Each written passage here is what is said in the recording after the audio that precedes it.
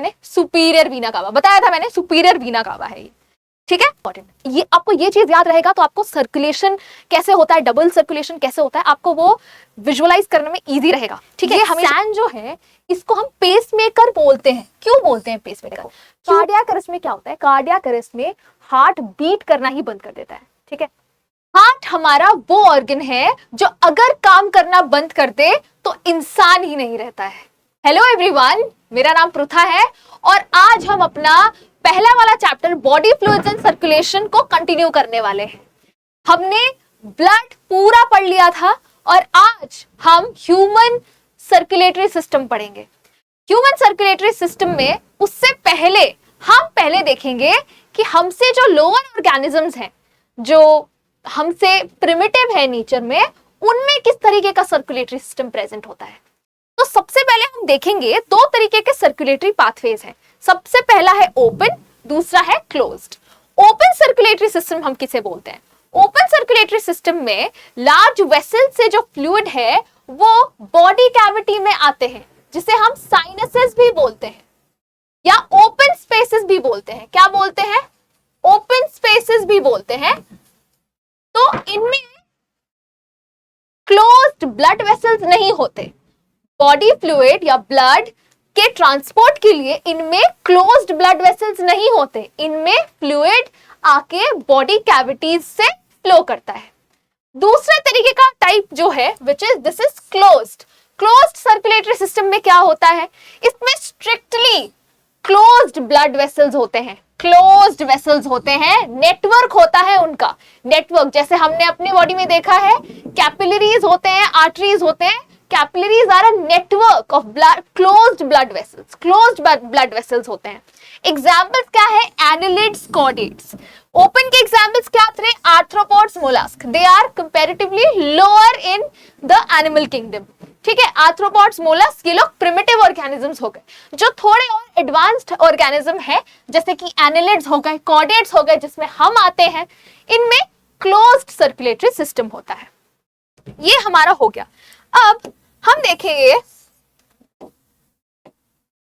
देखेंगे कि जो कॉर्डेट्स में भी अलग अलग तरीके के हमारे वो है सर्कुलेटरी सिस्टम है। सबसे पहले हम देखेंगे फिशेस में किस तरीके का है।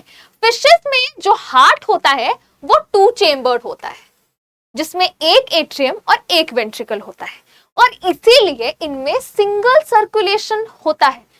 हमारे में क्या होता है? डबल सर्कुलेशन होता है। सेकेंड हम जो ग्रुप देखेंगे वो है एम्फीबियंस और रेप्टाइल्स का। इनमें 3 चेम्बर्ड हार्ट होते हैं, 2 एट्रियम होते हैं, 1 वेंट्रिकल होते हैं। तो जब 2 एट्रियम होते हैं और 1 वेंट्रिकल होता है, ब्लड की मिक्सिंग होती है, क्योंकि एक ही वेंट्रिकल है। जब राइट और लेफ्ट एट्रियम से ब्लड दोनों जगह आके वेंट्रिकल्स में मिक्स हो जाती हैं, तो इसलिए इनमें इनकम्प्लीट डबल सर्कुलेशन बोलते हैं। ब्लड जब मिक्स हो जाता है तो वो प्योरली ऑक्सीजनेटेड ब्लड नहीं रहता। इसमें एक एग्जांपल है एम्फीबियंस में जो क्रोकोडाइल्स होते हैं। क्रोकोडाइल्स जो है दे आर एन एक्सेप्शन। इनमें 4 चेम्बर्ड हार्ट होता है। 4 चेम्बर्ड हार्ट होता है, किन की तरह? हमारी तरह। क्रोकोडाइल्स, ये देखिए, क्रोकोडाइल्स, बर्ड्स, मैमल्स में 4 चेम्बर्ड हार्ट होता है, जिसमें 2 ऑरिकल्स होते हैं और 2 वेंट्रिकल्स होते हैं, और इसलिए इसमें कंप्लीट डबल सर्कुलेशन क्या होता है।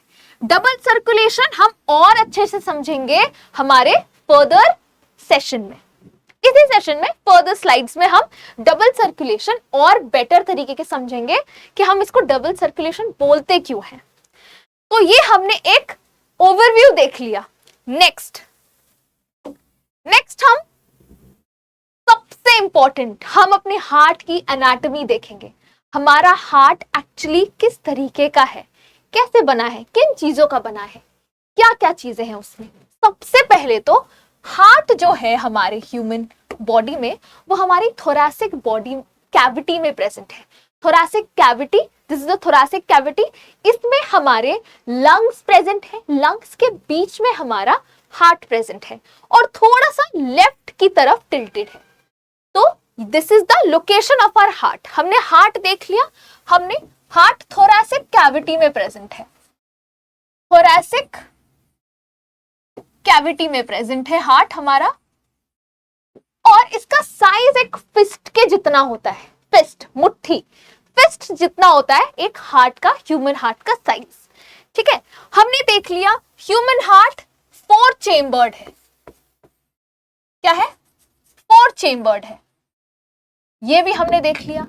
अब हम हमारा हार्ट का स्ट्रक्चर देखेंगे। हार्ट के स्ट्रक्चर में हमारे कौन सी चीज को हम क्या बोलते हैं ये देखेंगे, और हम बेसिकली इसकी एनाटॉमी देखेंगे। सबसे पहले हमने थोरैसिक कैविटी देख ली, हमारे हार्ट 4 चेम्बर्ड है, ये भी देख लिया हमने। जो नेक्स्ट इंपॉर्टेंट चीज आती है वो ये है, हमारा हार्ट एक प्रोटेक्टिव लेयर से कवर्ड रहता है। ठीक है, एक प्रोटेक्टिव लेयर से कवर्ड रहता है जिसे हम बोलते हैं पेरिकार्डियम। क्या बोलते हैं? यहां पे लिख रही हूं मैं, इसे हम बोलते हैं पेरिकार्डियम। और इसमें एक फ्लूइड प्रेजेंट होता है जिसे हम बोलते हैं पेरिकार्डियल फ्लूइड। क्या बोलते हैं? Pericardial fluid. मैं आपको बोलूंगी कि एडवाइस करूंगी कि आप इसको लिखते रहिए ताकि मैं इसको वापस से मिटा के कुछ और लिख सकूं। स्लाइड्स आपको मिल जाएंगी, बट फिर भी पेरिकार्डियम बोलते हैं। ठीक है, तो एक प्रोटेक्टिव कवरिंग होती है। ठीक है, दिस इज अ कवरिंग जो हार्ट को कवर करके रखती है, प्रोटेक्ट करके रखती है, और इसके अंदर एक फ्लूइड प्रेजेंट होता है जिसको हम बोलते हैं पेरिकार्डियल फ्लूइड। अब इसका काम क्या होता है? Pericardial fluid is a shock absorber. Shock को एब्जॉर्ब करता है, किसी भी तरीके की फ्रिक्शन नहीं होने देता, हार्ट को अच्छे से प्रोटेक्ट करके रखता है। इसका मेन काम क्या है? शॉक एब्जॉर्ब करना। It works like a shock absorber. ठीक है, हार्ट एक बहुत सेंसिटिव ऑर्गन है। ठीक है, तो इसको अच्छे से प्रोटेक्टेड रहता है ये हमारी थोरैसिक कैविटी में, और हार्ट के सबसे बाहर का जो लेयर होता है उसे हम पेरिकार्डियम बोलते हैं, जिसके अंदर पेरिकार्डियल फ्लूइड होता है और ये शॉक एब्जॉर्बर की तरह काम करता है। ठीक है, उसके बाद हम देखते हैं, अब हम देखेंगे जो हमारे मेजर पार्ट्स हैं। इसको मैं मिटा दे रही हूं, अब आई एम रबिंग दिस। अच्छे से मैं जितने भी पार्ट्स है वो लिख देती हूं। पेरिकार्डियम हम रहने दे सकते थे,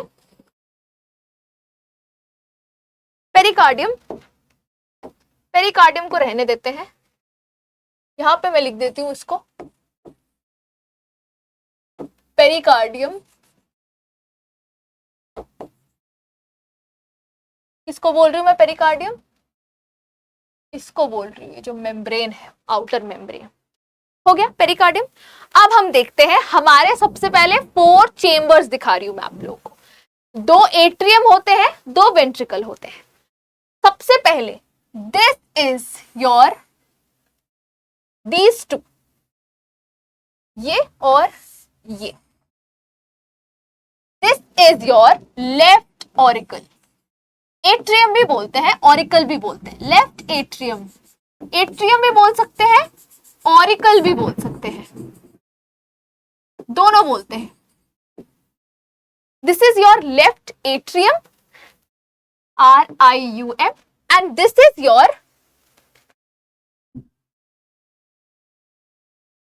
your right atrium. Right atrium. हम इसको थोड़ा धीरे धीरे पढ़ेंगे ताकि हम हर चीज अच्छे से समझें। ध्यान से पहले हम सारे पार्ट्स देख लेंगे अपने हार्ट में, हमारे क्या क्या पार्ट्स है, उसके बाद हम इसकी फंक्शनिंग देखेंगे। ठीक है, तो this is our left atrium, this is our right atrium. Same way हमारा ये क्या है? This is our left ventricle,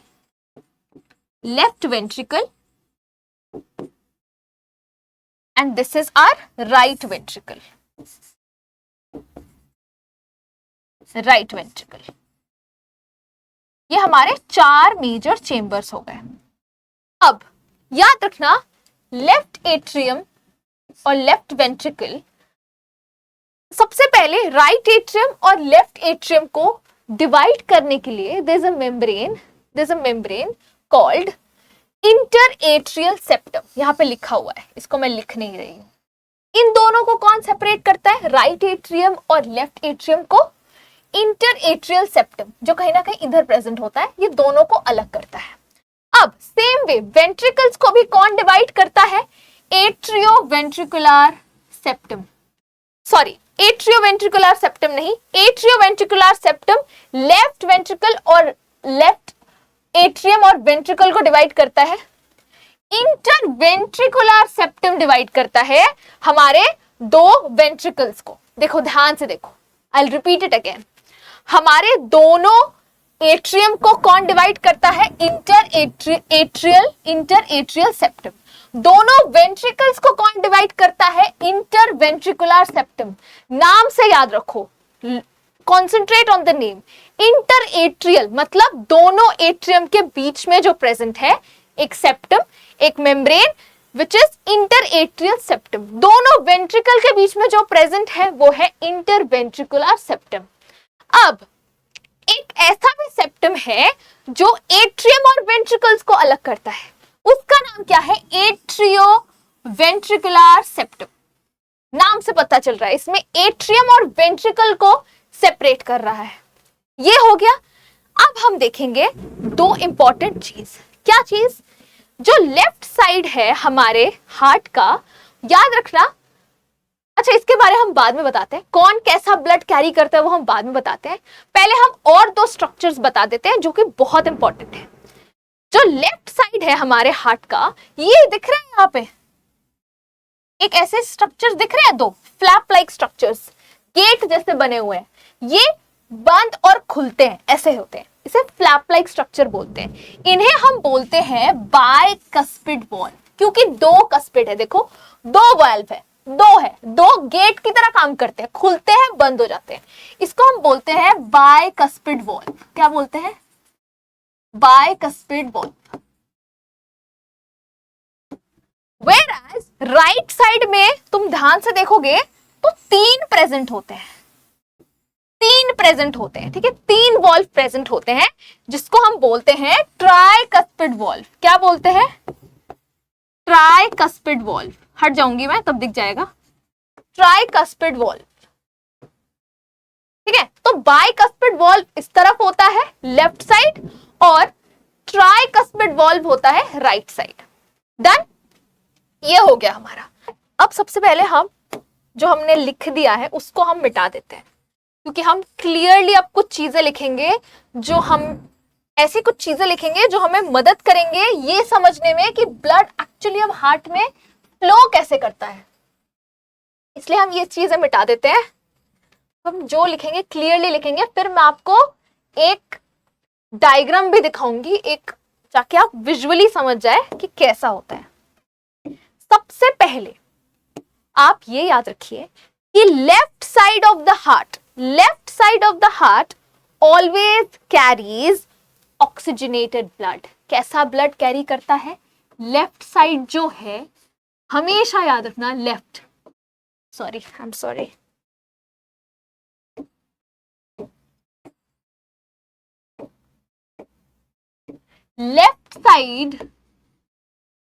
side of the blood carries oxygenated blood. Oxygenated blood क्या होता है? Oxygen rich blood, oxygenated blood carry करता है। Whereas right side of the heart carries deoxygenated blood. Deoxygenated blood मतलब वो, उसमें carbon dioxide present है। It is not oxygen rich, it is carbon dioxide rich. Deoxygenated blood present है right side में, right side of the heart. याद रखना, very important. ये आपको ये चीज याद रहेगा तो आपको सर्कुलेशन कैसे होता है, डबल सर्कुलेशन कैसे होता है, आपको वो विजुअलाइज करने में इजी रहेगा। ये हमेशा दिमाग में बिठा लो कि left side of the blood, ये हमने बचपन में भी पढ़ा था, left side of the heart carries oxygenated blood and right side of the heart carries deoxygenated blood. Very very clear. अब हम देखते हैं हमारे हार्ट के वेसल्स, हार्ट के इंपॉर्टेंट ब्लड वेसल्स, कहां से ब्लड आ रहा है, हार्ट में एंटर कर रहा है, कहां से, कौन से ब्लड वेसल से ब्लड हार्ट को लीव कर रहा है, ये देखेंगे। तो सबसे पहले क्या होता है, इस पर्टिकुलर ब्लड वेसल से, जिसे हम बोलते हैं pulmonary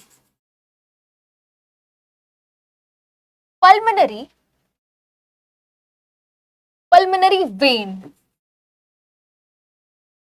this is pulmonary vein.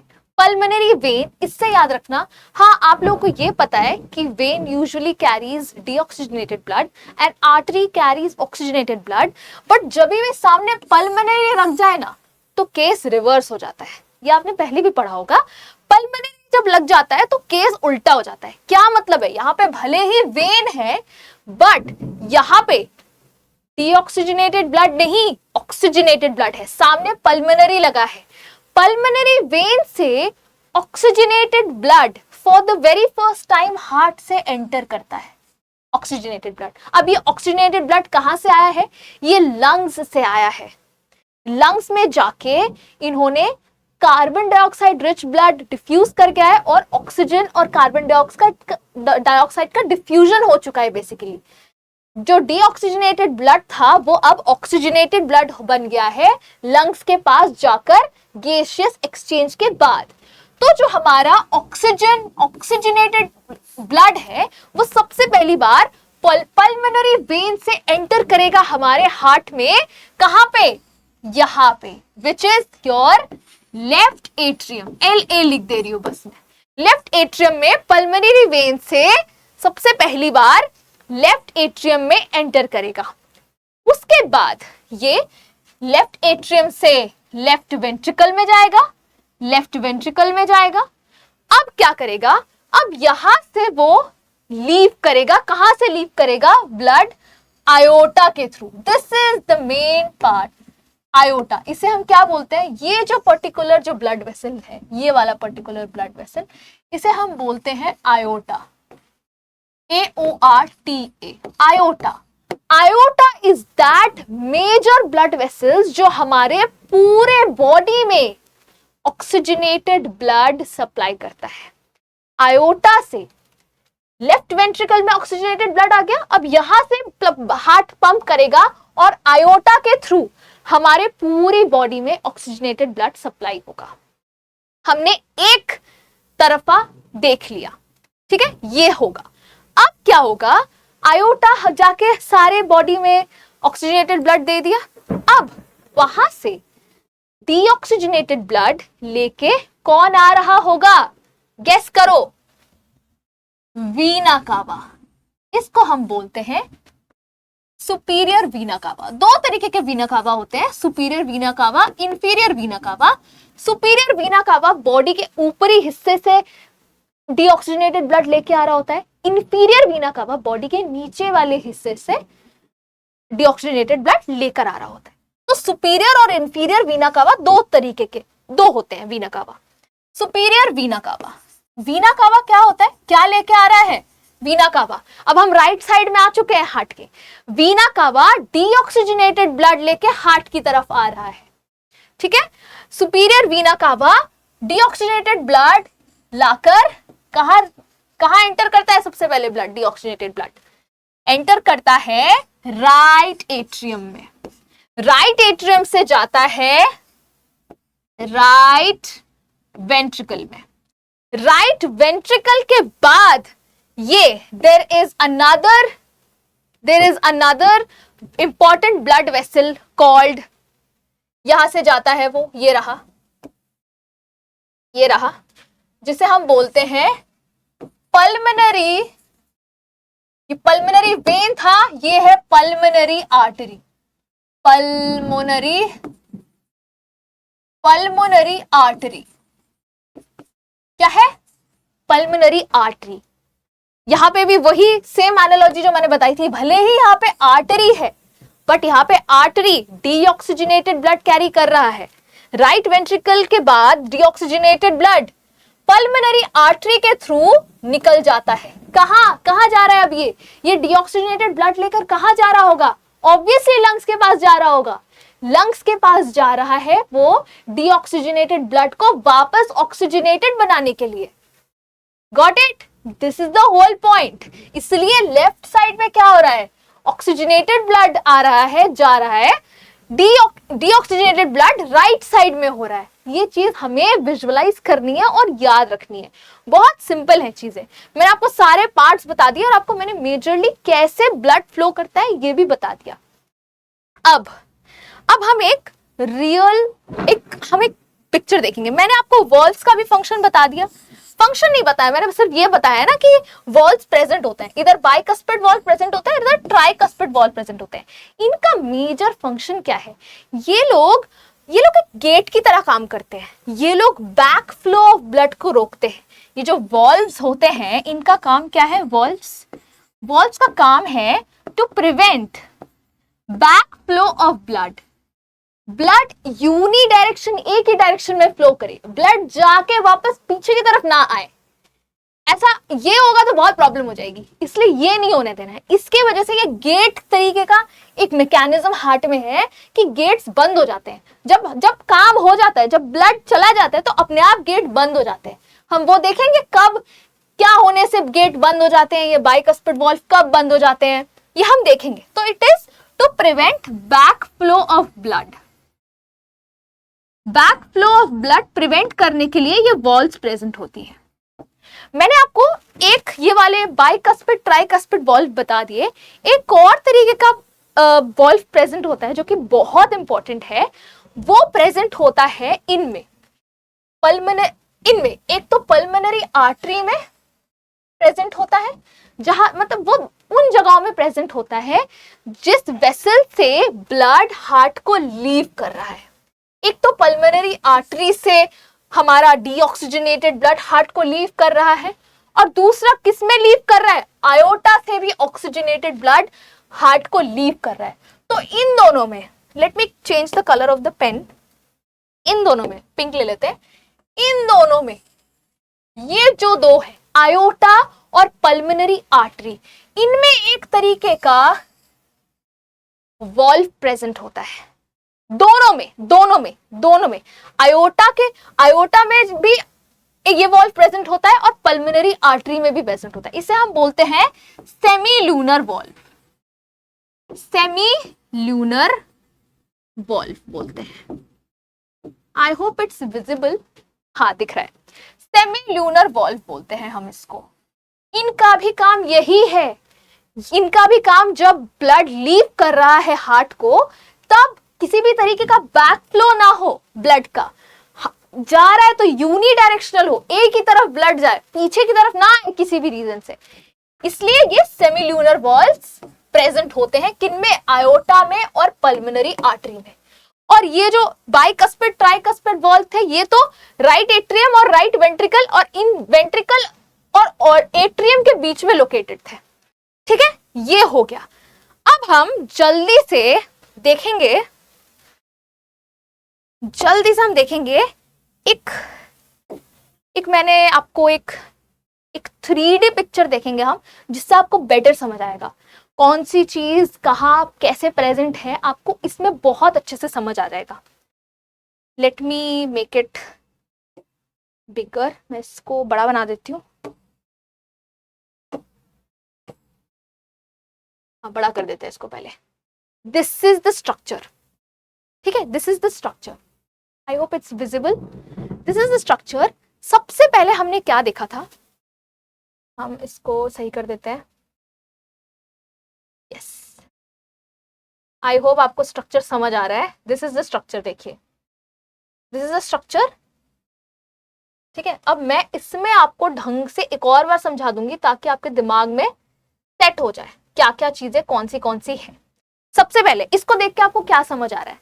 ये जो 3rd नंबर पे है, this one, this is your what? This is your left atrium. क्या है ये? Left atrium. देखिए लिखा है लेफ्ट एट्रियम है ये, ठीक है। उसके बाद नीचे क्या है हमारा? 4th, this is left ventricle. हमारा लेफ्ट एट्रियम था ऊपर, दिस इज लेफ्ट वेंट्रिकल। अब ये क्या है? ऑब्वियसली राइट एट्रियम, और ऊपर ले जाते हैं हम इसको, ये हमारा राइट एट्रियम है, ठीक है। राइट एट्रियम है, 1 मिनट, और नीचे हमारा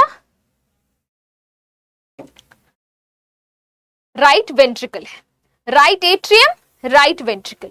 अब इन दोनों के बीच में क्या होगा हमने पढ़ चुका है, लेफ्ट एट्रियम और लेफ्ट वेंट्रिकल के बीच में क्या होगा, सिक्स्थ, ये देखो क्या होगा, आपने आंसर दे दिया है, अब देख लो सही है कि नहीं, बाइकस्पिड वॉल्व होगा। लेफ्ट एट्रियम और लेफ्ट वेंट्रिकल के बीच में बाइकस्पिड वॉल्व होगा, दिख रहा है, बाइकस्पिड वॉल्व है ये। उसके बाद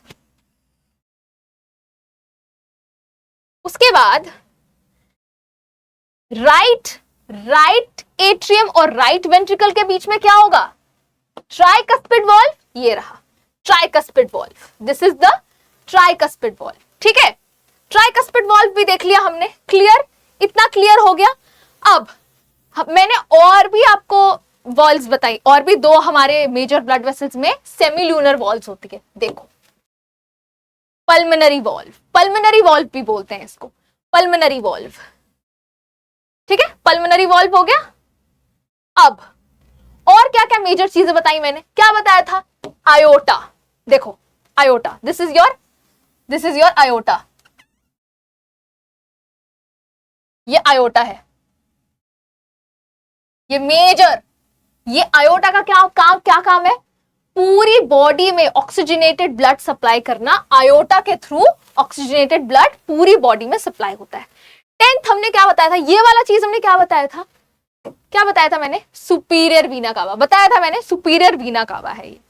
ठीक है, उसके बाद क्या बताया था मैंने, और क्या रह गया, पल्मोनरी आयोटा हो गया, पल्मोनरी वेन और ये रह गया। ठीक है, इसमें दिख रहे हैं देखो, पल्मोनरी वेन और पल्मोनरी आर्टरी रह गया, उसके अलावा सब कुछ हो गया। ठीक है, तो दिस इज द स्ट्रक्चर। ठीक है, ये हार्ट का स्ट्रक्चर हो गया, ये हार्ट का स्ट्रक्चर है। इसके सबसे बाहर एक लेयर है, देखो है व्हाइट सी दिख रही है, that is the pericardium layer, shock absorber है। ठीक है, सब देख लिया हमने, ये दिस इज द सेप्टा, जो अलग अलग सेप्टा प्रेजेंट थे। ठीक है, interventricular septa, inter atrial septum. ठीक है, ये सारे सेप्टा हो गए। ठीक है, so this is the structure. I hope आपको ये समझ आ गया होगा। अब हम अपने वापस से अपने स्लाइड्स पे चले जाते हैं। ये हमने देख लिया था, ठीक है, सब ये हमने देख लिया। अब हम अपने नेक्स्ट स्लाइड पे जाते हैं। तो let me give you a quick recap.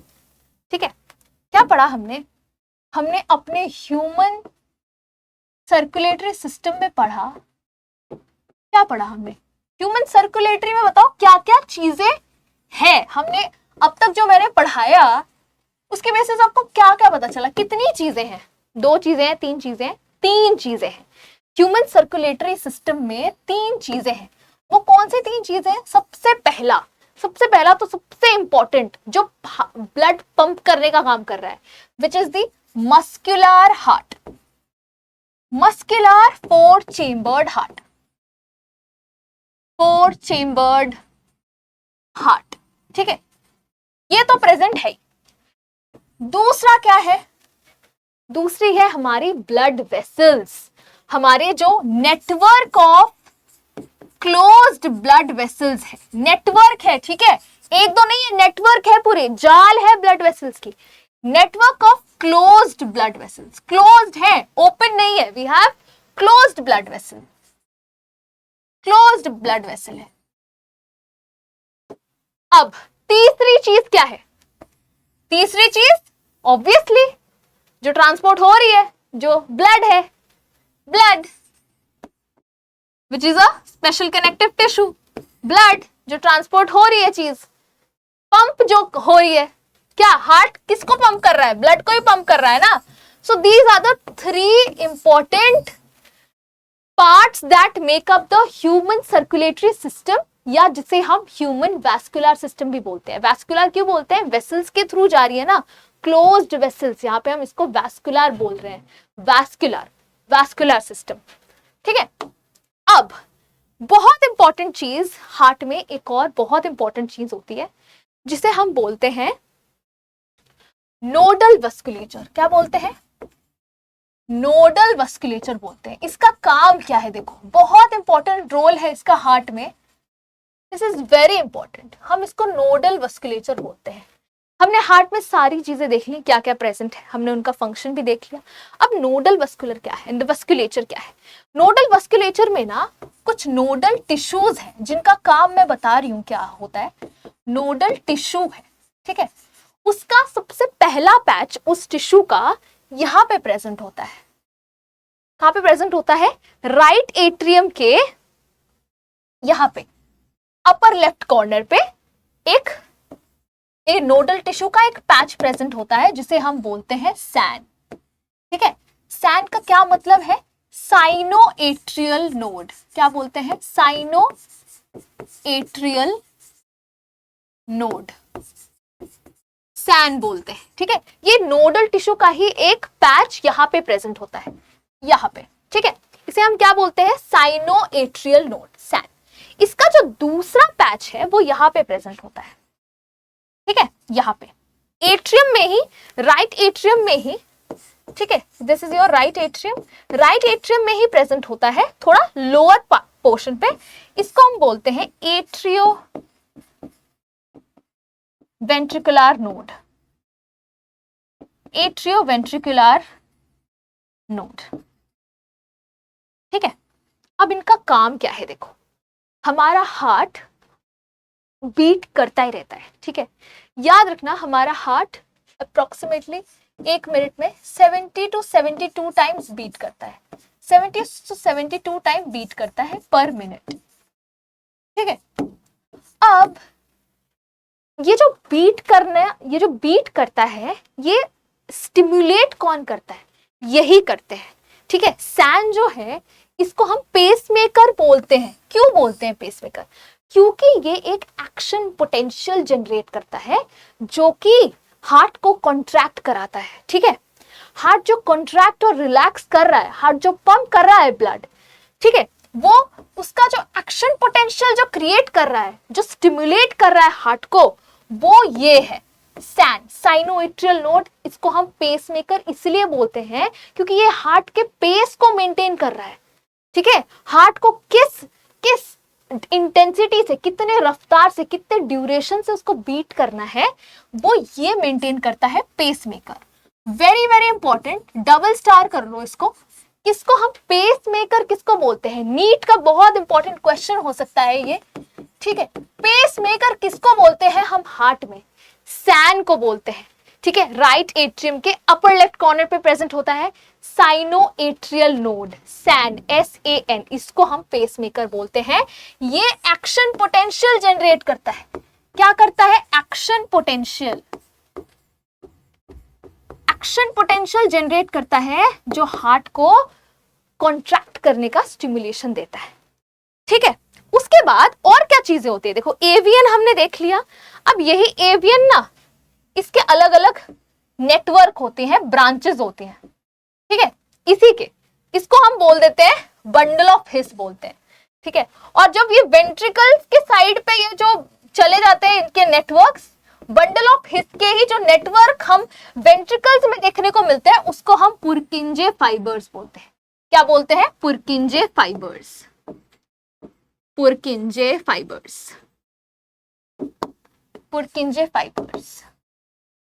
ये यहां से एक्शन पोटेंशियल जनरेट करते हैं और ये नेटवर्क्स जो है, हम जो देख रहे हैं नेटवर्क्स, बंडल ऑफ हिस और जो वेंट्रिकल्स की तरफ जो नेटवर्क्स आ रहे हैं, ये भी हेल्प करती है इनको स्टिमुलेट करने में, हार्ट के कॉन्ट्रैक्शन में, ठीक है। एक तरीके से एक इलेक्ट्रिकल सिग्नल मिल रहा है हार्ट को कॉन्ट्रैक्ट होने के लिए।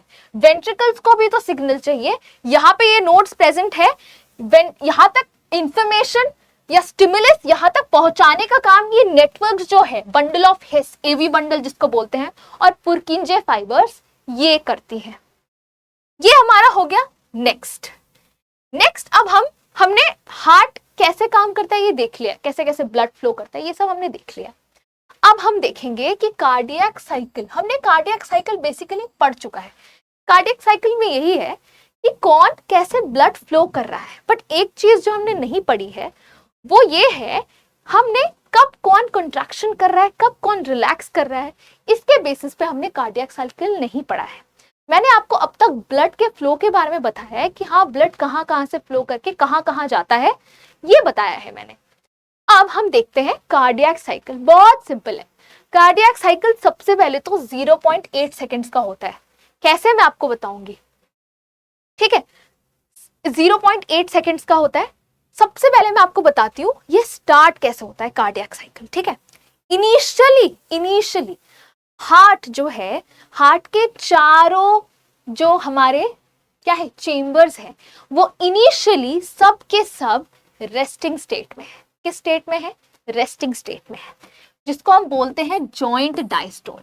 जॉइंट डायस्टोल क्यों? डायस्टोल से याद रखना, डायस्टोल का मतलब है रिलैक्सेशन, रिलैक्सेशन या रिलैक्स्ड स्टेट बोल लो, ठीक है। डायस्टोल हम वर्ड यूज करेंगे रिलैक्सेशन के लिए, और सिस्टोल हम यूज करेंगे वर्ड कॉन्ट्रैक्शन के लिए, ठीक है, ये याद रखो। तो इनिशियली मैं स्टार्टिंग से बता रही हूं कार्डियक साइकिल कैसे होता है। कार्डियक साइकिल में स्टार्टिंग में हार्ट चारों के चारों जो हमारे चेंबर्स हैं, ऑरिकल्स भी वेंट्रिकल्स भी, स्टार्टिंग में दोनों ऑरिकल्स भी और वेंट्रिकल्स भी स्टार्टिंग में रिलैक्स्ड स्टेट में है, जिसे हम बोल रहे हैं, उस स्टेट को हम बोल रहे हैं जॉइंट डायस्टोल। जॉइंट दोनों ऑरिकल और वेंट्रिकल दोनों ही रिलैक्स्ड स्टेट में है। अब क्या होता है जॉइंट डायस्टोल के बाद, क्या होता है उसके बाद हमारे कहां से, सबसे पहले हमारे पल्मोनरी, हमने यहाँ पे पढ़ा था, कहाँ पढ़ा था हमने यहां से पढ़ा था, पल्मोनरी वेन से हमारा क्या होगा, ऑक्सीजनेटेड ब्लड एंटर करेगा, ये हमने पढ़ा था। तो ऑक्सीजनेटेड ब्लड एंटर किया, ठीक है, एंटर किया, लेफ्ट एट्रियम में आया, ठीक है, लेफ्ट एट्रियम में आया। लेफ्ट एट्रियम में आने के बाद यहाँ पे क्या होगा, कॉन्ट्रैक्शन होगा। सबसे पहले एट्रिकुलर कॉन्ट्रैक्शन होगा, एट्रियल क्या होगा, सिस्टोल होगा। तो यही नेक्स्ट पार्ट हम जो देख रहे हैं वो ये देख रहे हैं, क्या होगा, एट्रियल सिस्टोल होगा पहले, उसके बाद होगा वेंट्रिकुलर सिस्टोल। जब एट्रियम से ब्लड फ्लो करके वेंट्रिकल्स में आएगा, ठीक है, एट्रियम से ब्लड फ्लो करके वेंट्रिकल्स में आया, वेंट्रिकुलर प्रेशर बढ़ेगा, वेंट्रिकुलर सिस्टोल होगा। वेंट्रिकुलर सिस्टोल मतलब वेंट्रिकल्स कॉन्ट्रैक्ट करेंगे। वेंट्रिकल्स कॉन्ट्रैक्ट क्यों करेंगे? क्योंकि जो ब्लड आया उसको अब हार्ट से निकालना भी तो है। जो ऑक्सीजनेटेड ब्लड पल्मोनरी वेन के थ्रू आया उसको अब आयोटा के थ्रू हमको अलग अलग बॉडी पार्ट्स में भी तो भेजना है, तो वेंट्रिकुलर सिस्टोल होता है। वेंट्रिकुलर सिस्टोल इज वेंट्रिकल का कॉन्ट्रैक्शन। वेंट्रिकल्स कॉन्ट्रैक्ट करेंगी तभी तो प्रेशर क्रिएट करेंगी, तभी तो आयोटा से डिफरेंट बॉडी पार्ट्स में ब्लड पंप होगा। तो वेंट्रिकुलर सिस्टोल होता है, ठीक है, जब हमारे वेंट्रिकल्स कॉन्ट्रैक्ट किए। उसके बाद हमारा होता है एट्रियल सिस्टोल, ठीक है, एट्रियल सिस्टोल होता है, एट्रियम कॉन्ट्रैक्ट करते हैं उसके बाद, ठीक है, एट्रियम कॉन्ट्रैक्ट करते हैं। ये हो गया हमारा कार्डियक साइकिल, ठीक है। अब सिस्टोल, ये देखो यहां से याद रखो, systole is your contraction, diastole is your relaxation, ठीक है, ये हो गया। उसके बाद देखो दो कार्डियक साइकिल में दो इंपॉर्टेंट साउंड प्रोड्यूस होती है। जो धक धक धक धक होता है ना, धक धक धक धक, हर कोई भी ऐसे इमोशनल मोमेंट होता है या कुछ भी होता है तो एक म्यूजिक ही लगाया हुआ है लोगों ने, जैसे धक धक धक धक धक धक वाला एक आवाज होती है ना, धक धक धक धक धक धक। तो वो जो दो साउंड होती है उसको हम बोलते हैं लब और डब। दो साउंड प्रोड्यूस होती है, एक होता है लब जो कि फर्स्ट साउंड होता है और दूसरा होता है डब जो कि सेकंड साउंड प्रोड्यूस होता है। अब ये साउंड प्रोड्यूस होता कैसे है? लोगों को लगता है कि जब ब्लड पंप हो रहा है तो वो पंप करने की आवाज है, नहीं, पंप करने की आवाज नहीं है। ये किस चीज की आवाज है? जो पहला साउंड प्रोड्यूस होता है ना, लब साउंड, ये जब हमारे ट्राइकस्पिड और बाइकस्पिड वाल्व बंद होते हैं ना, मैंने बोला था दे आर लाइक गेट्स, वो खुलते तो हैं पर जब वो बंद होते हैं ना, बंद होते टाइम जो आवाज होता है, सबसे पहला आवाज क्लोजर ऑफ बाइकस्पिड और ट्राइकस्पिड वाल्व्स की वजह से पहला हमारा साउंड प्रोड्यूस होता है लब, ठीक है, लब साउंड पहला ट्राइकस्पिड और बाइकस्पिड वाल्व के बंद होने से होता है। उसके बाद जो दूसरा साउंड होता है हमारा, वो जब सेमीलूनर वॉल्व जब क्लोज करती है तो हमारा सेकंड साउंड प्रोड्यूस होता है। इसलिए मैंने बोला था वॉल्व्स कितनी ज्यादा इंपॉर्टेंट है। एक तो पहली बात, वो लोग बैक फ्लो ऑफ ब्लड को प्रिवेंट करते हैं, ठीक है। और यहाँ पे हमने देखा क्लोजर ऑफ ट्राइकस्पिड और बाइकस्पिड वॉल्व पहला साउंड प्रोड्यूस करती है लब, और dub closure of semilunar valves. जो सेमीलूनर वॉल्व्स हमारी कहाँ पे थी, हमने पढ़ा था सेमीलूनर वॉल्व्स कहाँ पे थी, यहाँ पे थी हमारी सेमीलूनर वॉल्व्स, आयोटा में और पल्मोनरी आर्टरी में थी हमारी सेमीलूनर वॉल्व्स, हमने पढ़ा था। सेमीलूनर वॉल्व्स जब बंद होंगे तो हमारा सेकंड साउंड प्रोड्यूस होगा डब, लब डब लब डब, ठीक है। तो अब स्ट्रोक वॉल्यूम क्या होता है, देखो स्ट्रोक वॉल्यूम वो वॉल्यूम है ब्लड का जो एट्रियम से वेंट्रिकल्स की तरफ आ रहा होता है। देखो 70 ml of blood is pumped per ventricle per cycle, 70 ml of blood approximately, ठीक है, और एट्रियम से वेंट्रिकल में पर साइकिल पंप हो रहा होता है। अब इससे हम ना कार्डियक आउटपुट निकाल सकते हैं। कार्डियक आउटपुट कैसे निकालेंगे, स्ट्रोक वॉल्यूम इंटू कर देंगे हमारा हार्ट कि 1 मिनट में कितनी बार बीट कर रहा है। 72 टाइम्स बीट कर रहा है हमारा 1 मिनट में हार्ट, ठीक है, 72 टाइम्स बीट कर रहा है, ठीक है। और हमारा जो स्ट्रोक वॉल्यूम है वेंट्रिकल्स में जितना ब्लड आ रहा है वो 70 ml है, तो कहीं ना कहीं 5000 ml आ जा रहा है, 5 लीटर हमारा आ रहा है पर मिनट। कार्डियक आउटपुट क्या है, एक नॉर्मल इंसान का हम यहाँ पे देख रहे हैं, एक नॉर्मल इंडिविजुअल का कार्डियक आउटपुट मतलब कितना ब्लड फ्लो कर रहा है 1 मिनट में। सोचो 5 लीटर ब्लड पर मिनट हमारे बॉडी से फ्लो कर जा रहा है, ठीक है। This is the cardiac output. Cardiac output हम कैसे निकालते हैं, कार्डियक आउटपुट हम कैसे निकालते हैं, स्ट्रोक वॉल्यूम इंटू क्या करते हैं हम, नंबर ऑफ, कितनी बार, number of beat per minute, 1 minute में कितनी बार दिल धड़क रहा है, ठीक है। 72 हमने ले लिया, तो इससे हमारे पास आया कि पर मिनट 5000 ml या 5 लीटर ब्लड हमारा कार्डियक आउटपुट निकल के आ रहा है। अब ये एक नॉर्मल इंसान का कार्डियक आउटपुट हुआ। जो लोग एथलीट्स होते हैं, ठीक है, जो लोग बहुत फिजिकल एक्टिविटी करते हैं, दौड़ भाग करते हैं, उनका कार्डियक आउटपुट ज्यादा आता है, ठीक है। एक नॉर्मल इंसान का तो 5000 ml आया, बट जो लोग एथलीट्स होते हैं, जो लोग बहुत रेगुलरली बहुत ज्यादा एक्सेसिव फिजिकल एक्टिविटी करते हैं, उनका कार्डियक आउटपुट नॉर्मल इंडिविजुअल से ज्यादा होता है। क्यों ज्यादा होता है, क्योंकि उनको नीड भी ज्यादा होती है, उनके बॉडी में सेल्स को ऑक्सीजन ज्यादा मिलना चाहिए, क्योंकि वो लोग ज्यादा काम कर रहे हैं, ज्यादा फिजिकल वर्क कर रहे हैं, तो उनका जो कार्डियक आउटपुट है वो ज्यादा होता है। हार्ट भी उनका ज्यादा बार बीट करता होगा। क्या क्या चीज लीड कर सकती है कार्डियक आउटपुट को बढ़ाने के लिए, या तो हमारा बीट ज्यादा बार कर रहा हो वो पर मिनट 72 से नहीं ज्यादा कर रहा हो, या तो उनका स्ट्रोक वॉल्यूम ज्यादा हो। 2 चीजों से हमारा कार्डियक आउटपुट बढ़ सकता है। इसलिए एथलीट्स में देखा गया है कि कार्डियक आउटपुट नॉर्मल इंडिविजुअल से ज्यादा होती है, ठीक है। ये भी हो गया हमारा। अब हम देखेंगे हमारा ECG, इलेक्ट्रोकार्डियोग्राम। इलेक्ट्रोकार्डियोग्राम से याद रखो, सबसे पहले तो जो हमारा इंस्ट्रूमेंट है उसको हम इलेक्ट्रोकार्डियोग्राफ कहते हैं।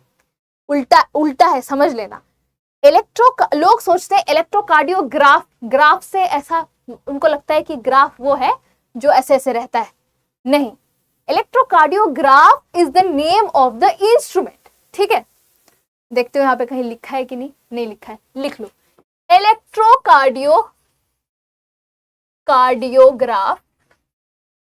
इलेक्ट्रोकार्डियोग्राफ जो है वो इंस्ट्रूमेंट का नाम है, ठीक है, इंस्ट्रूमेंट का नाम है। और इलेक्ट्रोकार्डियोग्राम जो है वो ये चीज है, ये डायग्राम, ये इलेक्ट्रोकार्डियोग्राम है, ठीक है, ये इलेक्ट्रोकार्डियोग्राम है, ठीक है। अब ये क्या डिनोट करती है, डॉक्टर्स ECG करवाने देते हैं, ये जो लाइन ऐसे है, इनका मतलब है, क्या मतलब है इसका। सबसे पहला जो आर्क होता है उसको ये होता है पी आर्क, ठीक है। उसके बाद होता है क्यू आर एस, उसके बाद एक लास्ट आर्क होता है टी, ठीक है। इन तीनों का मतलब है अपना अपना। सबसे पहले देखेंगे पी का क्या मतलब है। पी को हम पी वेव बोलते हैं, ठीक है, और ये एट्रियल डीपोलराइजेशन दिखाता है। क्या दिखाता है? Atrial depolarisation. इसका मतलब यहाँ पे एट्रियम डीपोलराइज हो रही है। यहाँ पे डीपोलराइजेशन, पोलराइजेशन मेम्ब्रेन से है, ठीक है। पंप्स होते हैं, चैनल्स होते हैं जिससे आयंस का ट्रांसफर होता है, ठीक है। तो एट्रियल डीपोलराइजेशन ये पी वेव डिनोट करता है। QRS क्या डिनोट करता है? वेंट्रिकुलर डीपोलराइजेशन, वेंट्रिकुलर कॉन्ट्रैक्शन, ठीक है। QRS ये डिनोट करता है। टी वेव क्या डिनोट करता है? वेंट्रिकुलर रीपोलराइजेशन, ठीक है। मतलब वेंट्रिकल्स जब वापस एक्साइटेड से नॉर्मल रिलैक्स्ड स्टेट में आ जाते हैं तब हम इसको बोलते हैं टी वेव, वो रिप्रेजेंट करता है वेंट्रिकुलर रीपोलराइजेशन, डीपोलराइजेशन नहीं, वेंट्रिकुलर रीपोलराइजेशन। मतलब एक्साइटेड था डीपोलराइजेशन के टाइम पे, एक्साइटेड था, रीपोलराइजेशन मतलब एक्साइटेड से वापस से नॉर्मल स्टेट में आ जाना। किसका? वेंट्रिकल्स का। इसलिए वेंट्रिकुलर रीपोलराइजेशन। ये चीजें नीट के पर्सपेक्टिव से बहुत बहुत ज्यादा इंपॉर्टेंट है, इनको याद रखना है। टी वेव का मतलब वेंट्रिकुलर रीपोलराइजेशन या रीपोलराइजेशन ऑफ वेंट्रिकल्स, ऐसा भी बोल सकते हैं इसको। जैसे हम बोल सकते हैं depolarisation of atria, P wave को क्या बोलेंगे? डीपोलराइजेशन ऑफ एट्रिया, ठीक है। और PQRS को क्या बोलेंगे? Depolarisation of ventricles. अब डॉक्टर्स प्रेडिक्ट कैसे करते हैं कि कुछ गलत है, कुछ इलेक्ट्रिकल, ये जो इलेक्ट्रिकल सिग्नल्स हमें मिल रहे हैं, ठीक है, इससे हम पता लगा सकते हैं कि हार्ट में कुछ प्रॉब्लम है कि नहीं।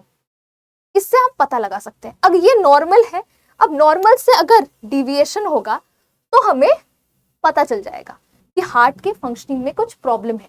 कोई एक पर्टिकुलर वेंट्रिकल या एट्रियम अच्छे से कॉन्ट्रैक्शन नहीं कर रहा है, या उसकी इलेक्ट्रिकल सिग्नल में कुछ प्रॉब्लम हो रही है हार्ट में, तो ये हम ECG करके पता लगाते हैं, ठीक है। उसके बाद हम देखते हैं हमारे मेजर डिजीजेस क्या हो सकती है हार्ट रिलेटेड। क्या क्या disease heart related? I am sorry, मेरा माइक खुल गया गाइस। हाँ, तो हम देखते हैं 4 तरीके की मेजर हम डिजीजेस देखने वाले हैं, ठीक है। यहाँ पे सबसे पहला देखो हाइपरटेंशन।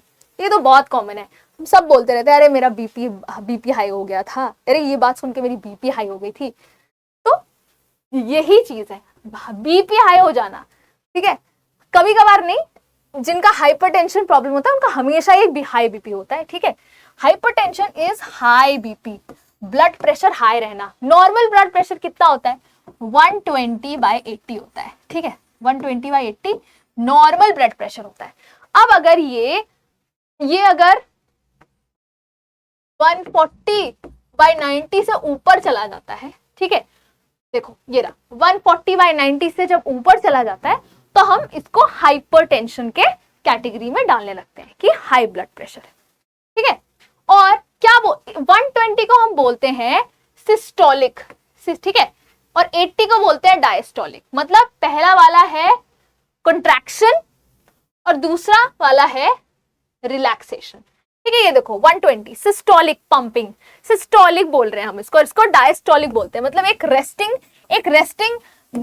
फेज दिखा रहा है और दूसरा कॉन्ट्रैक्टिंग फेज दिखा रहा है, ठीक है। ये हो गया। उसके बाद पहला हाइपरटेंशन हो गया, हाई ब्लड प्रेशर समझ आ गया। दूसरा कोरोनरी आर्टरी डिजीज क्या होती है? CAD, आर्थेरोस्क्लेरोसिस भी बोलते हैं, बहुत कॉमन है, ठीक है। क्या होता है इसमें जो ब्लड वेसल्स होते हैं इसमें डिपोजिशंस हो जाती हैं। किसकी? देखो डिपोजिशन हो जाती है कैल्शियम की, फैट की, कोलेस्टेरॉल की। बहुत लोगों में होता है। कोलेस्टेरॉल जब बढ़ जाता है तो हम बोलते हैं ना हार्ट अटैक आने के चांसेस बढ़ जाते हैं, कोलेस्टेरॉल कम करना चाहिए, ठीक है। फिर डॉक्टर्स मेडिसिन भी देते हैं।